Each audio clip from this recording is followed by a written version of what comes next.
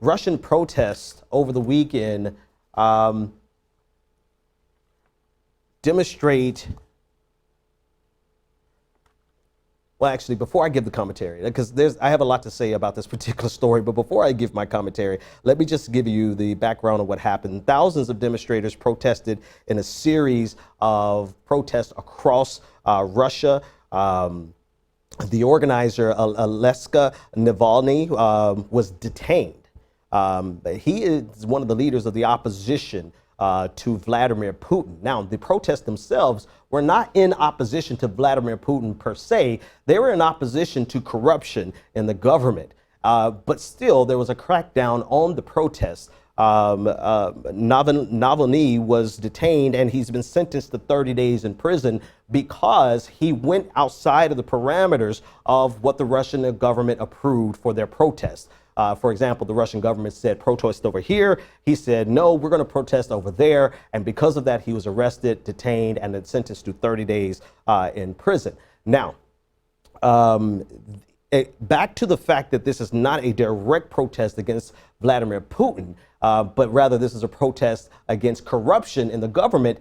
Even though this is not a direct protest against Vladimir Putin, it is indirectly a protest of a challenge, rather, of Vladimir Putin's authority, because if you have a strongman leader and the strongman leader is not capable of cracking down on corruption in his government, it undermines the validity and the strength of your autocratic leader. And so while they are not, the opposition and the protesters are not challenging Vladimir Putin directly, which is why the protests have been allowed in many regards, they have indirectly challenged Vladimir Putin. Now, not only the protesters, the thousands of people who gathered, but the gentleman that was arrested, he is someone who's running directly against Vladimir Putin.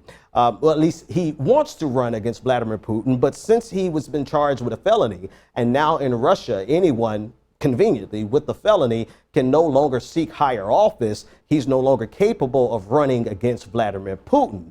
But the presence of this individual at these protests clearly underscore that it's not just a protest against corruption in the Russian government, but it is a tacit opposition to Vladimir Putin. Now, out of all the people who protested and the structure and the organizing of the protests, they were gathered in 100 cities. About 5,000 people turned out. Protesters have been organizing in this fashion for quite some time. Protest is not taken lightly, and it's difficult to discuss these stories without underscoring the unique differences between protests in the United States and protests abroad. And the reality that while you may be arrested in the United States, and in many cases you will be arrested in the United States for your protest, many of these protesters face more than just pure arrest. Anyone who speaks out against the government, anyone who speaks out, journalists who speak out against the government, they face punishment far greater than the average American can even consider in terms of what we go through in the United States. And so the fact that this many people have taken to the street, despite the challenges that they face, the threats that they face, the potential of, if nothing else, being locked up and spending time in jail, and all the way to the other extremes. The fact that people are willing to organize and protest speaks well of the spirit of opposition in Russia.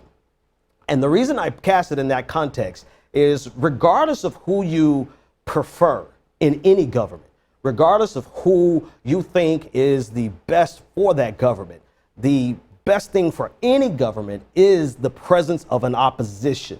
In the absence of an opposition, you then truly have, no matter if it's your preferred government, even in the presence of your preferred government, the absence of opposition is in itself a form of authoritarianism. And so the presence of opposition, even in the face of what these protesters face, really bodes well for the Russian people.